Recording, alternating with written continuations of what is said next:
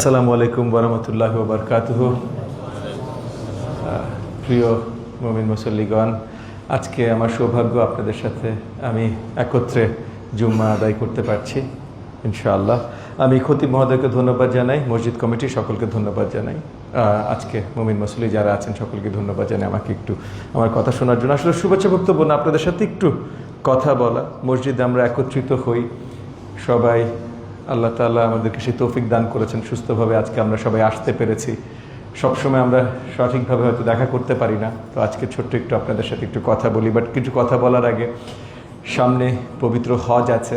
আজকে খতিব মহোদয় বললেন, খতিব মহোদয় শুদ্ধ আমার অনেক কাছের জন, আপনাদের অনেক কাছের জন, তারা হজে যাচ্ছেন, তাদের যাতায়াতের সময়ের জন্য যেন সব সুস্থভাবে ঠিকভাবে যায়, আমরা যেমন দোয়া করতে চাই, একই সাথে তাদের কাছে চাই তারা ওখানে যে আমাদের সকলের জন্য দোয়া করুক। সবচেয়ে পবিত্র স্থানে যে আমাদের সকলের জন্য, আমাদের এলাকার জন্য, মহল্লার জন্য, দেশ জাতির জন্য তারা মন খুলে আমাদের জন্য দোয়া করুক। এবং এই হজের সময়টা এসেছে, এটা অত্যন্ত গুরুত্বপূর্ণ সময়, আমাদেরকে মনে করিয়ে দেয় ইসলাম ধর্ম, আমাদের মহান ধর্ম ইসলাম ধর্মর প্রথম মানে হলো আসলে সাবমিশন, আল্লাহ তাআলার কাছে সাবমিশন, সত্যর কাছে সাবমিশন, একে অপরের কাছে সেই হিসাবে আল্লাহর বান্দা হিসেবে সাবমিশন।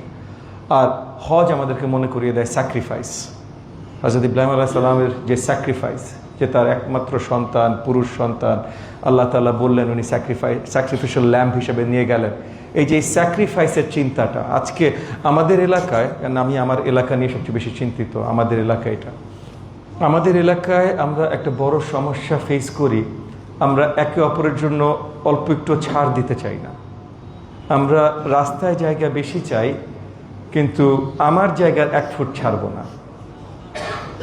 আমি রাস্তায় দোকান বসলে আমি বকা দিই, কিন্তু আমি আবার তাড়াতাড়ি একটু কম দামে কিনতে পারার জন্য, কারণ যে বড় জায়গায় দোকান দেয় তার তো ভাড়া দিতে হয়, তার দোকানের ভাড়া মিলিয়ে তার প্রোডাক্ট বিক্রি করতে হয়, 2 টাকা বেশি দামে বিক্রি করতে হয়। তো আমি কমপ্লেন করব রাস্তায় জ্যামে আটকে আছি, কিন্তু আমি দোকানে না যেয়ে ওই কার্টের কাছ থেকে কিনবো। তো একটু স্যাক্রিফাইস, অল্প, আমরা সবাই যদি একে অপরের জন্য ছোট ছোট একটু স্যাক্রিফাইস করি, আমাদের মহল্লা, আমাদের সব কিছু আরও অনেক সুন্দরভাবে আমরা ইমপ্রুভ করতে পারি। আজকে আমাদের এলাকায়, শুধু আমাদের এলাকায় না, আসলে দেশব্যাপী এই জিনিসটা হয়েছে। আমি আজকে পবিত্র দিনে পুরনো কথা বেশি তুলতে চাই না, তবে অনেক বছর ধরে অনেক অরাজকতা হয়েছে। সেই কারণগুলোতে আজকে আমরা যে জায়গায় দাঁড়িয়ে আছি, এখনো প্রত্যেকটা মহল্লায় মুরব্বীদের ভেতরেও হয়তো একটু যে কে কোন সরকারের সাথে ছিল, কোন সরকারের সাথে আছে, এগুলো নিয়ে একটু বাক পিতণ্ডা, একটু ভাগ বিভেদ আছে। আমরা সুন্দরভাবে সামনে যেতে চাইলে আমাদের এই বিভেদগুলো কাটিয়ে উঠতে হবে। বিভেদ নিয়ে আমরা একসাথে সামনে যেতে পারবো না। কে কোন দল পছন্দ করে, কি পছন্দ করে, এটার থেকে বড় গুরুত্বপূর্ণ হলো আমাদের মহল্লা, আমাদের এলাকা কিভাবে সামনে আগাবে, এলাকায় সৌহার্দ্যের সাথে, সম্প্রীতির সাথে আমরা সবাই কিভাবে থাকবো। এই মসজিদে যেমন আমরা নামাজ পড়তে যখন আসি, আমরা ভুলে যাই বাকি সবার সব পরিচয়, কে কোন দল পছন্দ করে, কোন কি না আমরা জিজ্ঞেস করি না, আমরা সব ভুলে যাই।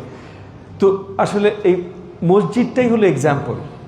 এইখানে যেভাবে আমরা করি, সব জায়গায় যদি আমরা সেইভাবে ফলো করতে পারি, তাহলে আমরা আসলে হয়তো আমাদের সুন্দর মহল্লা করতে পারি। আপনাদের এখানে এই কথাটা আরো বিশেষ করে বলা, কারণ পুরো মোহাম্মদপুর একরকম, অনেক রকম, সব ধরনের মানুষ কিন্তু মোহাম্মদপুরে থাকে।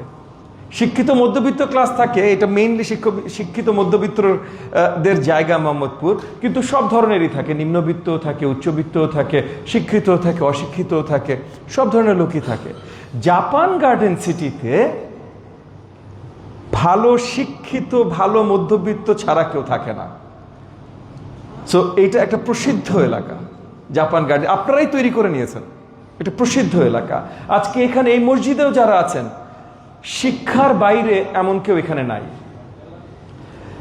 দেশের, জাতির, শহরের জ্ঞানী গুণী অনেক ব্যক্তিত্ব আজকে এই মসজিদে আছেন, কারণ জাপান গার্ডেন সিটিতে দেশের জ্ঞানী গুণী মানুষরাই থাকেন। তো আপনারা আছেন, আপনাদের হতে হবে আমাদের পুরো এলাকার জন্য পথ প্রদর্শক।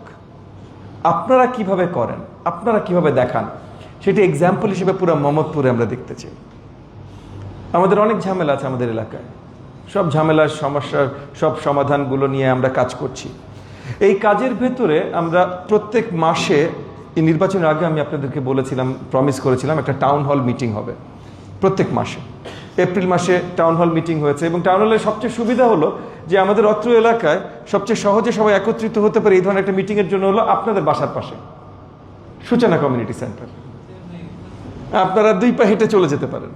অন্য সবার তো লালমাটির লোকের একটু হেঁটে আসতে হবে বা রায়ের বাজারের লোকের একটু হেঁটে আসতে হবে, আপনারা বাসার উল্টা দিকে চলে যেতে পারেন।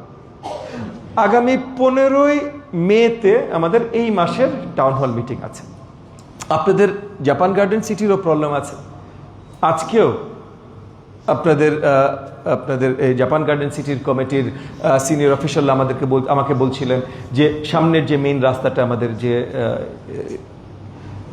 এই রাস্তার উপরে যদি 2টা আপনার স্পিড ব্রেকার বসানো যায় তাহলে হয়তো ভালো হয়।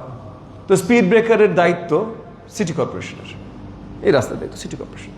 তো টাউন হলে সিটি কর্পোরেশন থাকবে। আপনারা যদি তখন স্পিড ব্রেকার চান, আমি থাকবো। সিটি কর্পোরেশন যদি কোনো আইনত বাধা থাকে সেটা দিতে পারবে না, বা জাপান গার্ডেনের উল্টা দিকে, ডান দিকে, বাম দিকে আরও এলাকাবাসীরা আছে, তাদের যদি কোনো এটাতে আপত্তি থাকে, তাহলে সেটা নিয়ে ওখানে বসে বসে আলোচনা হয়ে আমরা এলাকা ভিত্তিক একটা সিদ্ধান্তে আসতে পারি স্পিড ব্রেকার হবে কি হবে না। খুব সহজ সমাধান। এই কারণেই কিন্তু টাউন হল মিটিং। একই সাথে এই এলাকার আর কি কি প্রবলেম আছে, এগেন সামনে আপনাদের ওয়াল পার করে গেলে যেভাবে কার্ডগুলো বসে, যেভাবে বাস স্ট্যান্ডগুলো বসানো হয়, যেভাবে নোংরা করা, এগুলো নিয়ে অনেকবার আপনাদের কাছে কমপ্লেইন্স আমি শুনেছি।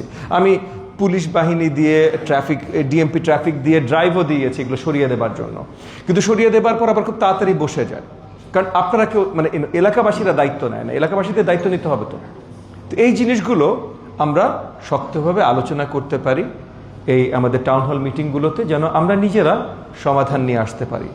আপনারা একটা জিনিস ফুল আস্থা রাখতে পারেন যে এই সরকার আপনাদের সরকার, আপনাদের জনপ্রতিনিধি হিসেবে আমাকে বেছে নিয়েছেন, আমি সারাক্ষণ আপনাদের সাথে আছি।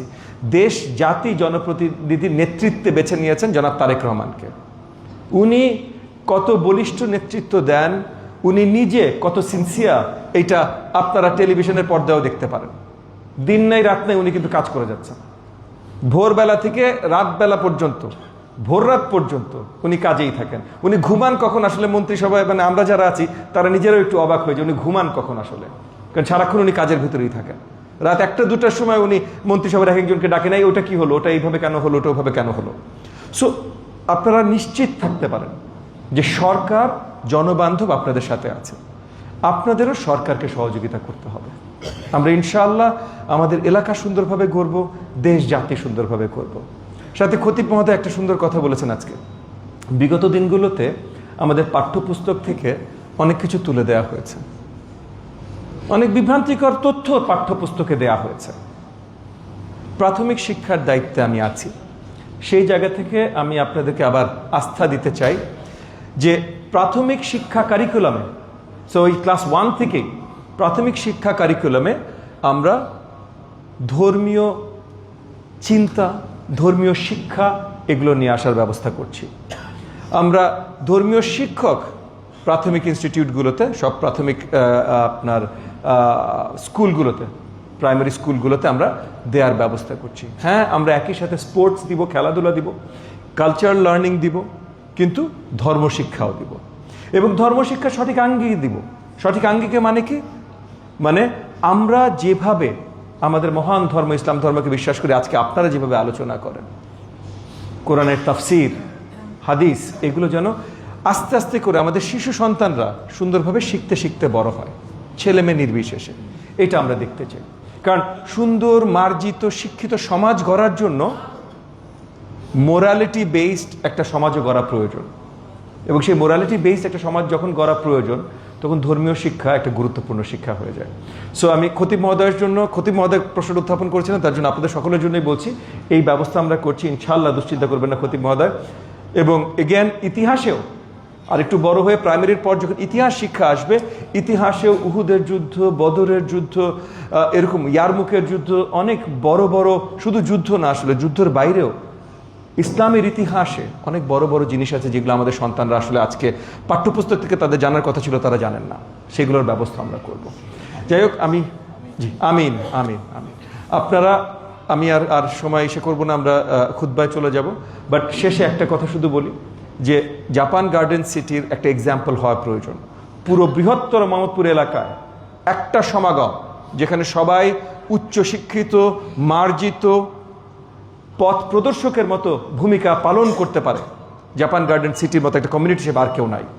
সো আমিও আপনাদের প্রতি আবেদন জানাচ্ছি, আমিও আপনাদের দিকে তাকিয়ে আছি।